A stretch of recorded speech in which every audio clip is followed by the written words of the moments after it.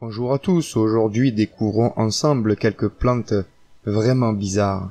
Pas de canular dans cette vidéo. Ce sont des plantes, plus particulièrement leurs racines, qui sont anthropomorphes, soit qui ressemblent à des humains.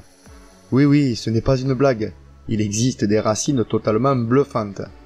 Celle que je vous présente aujourd'hui se nomme Fallopia multiflora, ou renouée à fleurs multiples, Phoci, ou encore Woshuo, voire même Polygonum multiflorum. En plus d'avoir une caractéristique quasi unique, celle de ressembler aux humains, elle serait selon les croyances populaires anciennes comme qui dirait magique.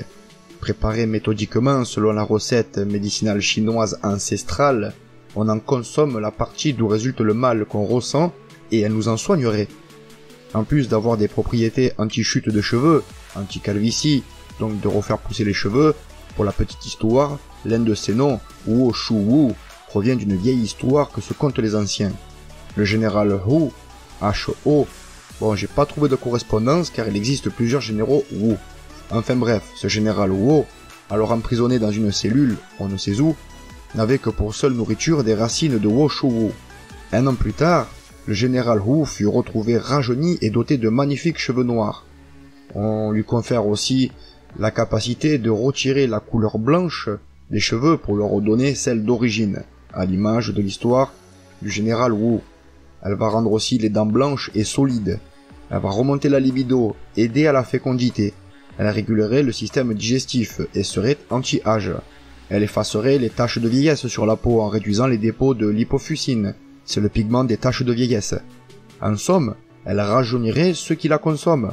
C'est un tonique naturel, indiqué pour stimuler et améliorer les fonctions du foie et des reins. Elle soutiendrait notamment le fonctionnement des glandes surrénales, histoire d'être toujours boostées à fond sans coup de pompe. Les glandes surrénales sont chargées, entre autres, de sécréter des hormones indispensables à l'organisme telles que le cortisol, qui permet de protéger l'organisme contre le stress, mais aussi la testostérone, ou encore l'aldostérone, qui joue un rôle dans les variations de la tension artérielle. Elle aide le système cardiovasculaire et le protège. Cette racine est aussi utilisée pour enrichir le yin. Le yin, c'est l'énergie dans la philosophie chinoise. Le yin du foie et des reins, comme on vient de le voir. Ainsi améliorer les différentes fonctions dont il est responsable.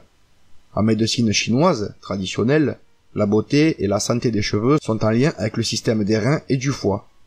Elle sait aussi booster le système immunitaire lorsqu'elle est associée avec le ginseng, Panax ginseng, le zeste de tangerine verte, Citrus reticulata, et l'angélique chinoise, Angelica sinensis. Elle serait anti-infectieuse, selon une étude chinoise concernant des cas de paludisme et de tuberculose. En clair, elle est reconnue pour sa capacité à rendre la santé et à donner la longévité. Attention toutefois, il est impératif de ne pas utiliser cette plante fraîchement cueillie. Elle s'avère d'une grande toxicité pour l'organisme. Il faut prendre uniquement la racine préparée en herboristerie chinoise. Pour ma part, je n'en ai absolument jamais consommé ni même cultivé. Je ne sais pas où la trouver non plus. Cette racine est un Polygonacée, une plante grimpante vivace, originaire d'Asie. Elle peut monter à une hauteur de 5 mètres. Sa floraison s'exprime de septembre à octobre. Ses fleurs blanches sont groupées en panicules terminales à l'aspect vaporeux. Il faut la cultiver dans une terre riche, fraîche et une exposition mi-ombre, à ensoleiller. On la cultive surtout comme plante médicinale, bien qu'elle est totalement comestible, une fois préparée. En 2015, une étude consacrée aux propriétés du Woshuo a mis en évidence une autre de ses qualités, sa teneur en lécithine, réine et hémodine. La lécithine est un lipide naturellement produit par le foie. Elle intervient notamment dans le bon fonctionnement du cerveau et du système nerveux, dans le transport du cholestérol ou encore dans l'amélioration de l'absorption de certaines vitamines, A, D, E et K. La réine, quant à elle, est un acide classique reconnu pour son activité antibactérienne et son action sur les cellules. Ainsi, selon une autre étude parue en 2001, la réine peut inhiber l'hypertrophie cellulaire, prévenir et ralentir la progression de la néphropathie diabétique, une atteinte des petits vaisseaux par excès de sucre dans le sang. Enfin, le Woshuo contient également de l'hémodine à l'action laxative, purgative et hépatoprotectrice. Ainsi, une étude de 2012 démontre que l'hémodine du Polygonum multiflorum peut être efficace pour atténuer les dommages au foie.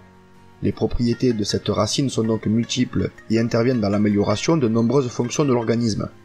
La Fallopia multiflora vient d'Asie et elle est cultivée en Chine, Taïwan ou au Vietnam.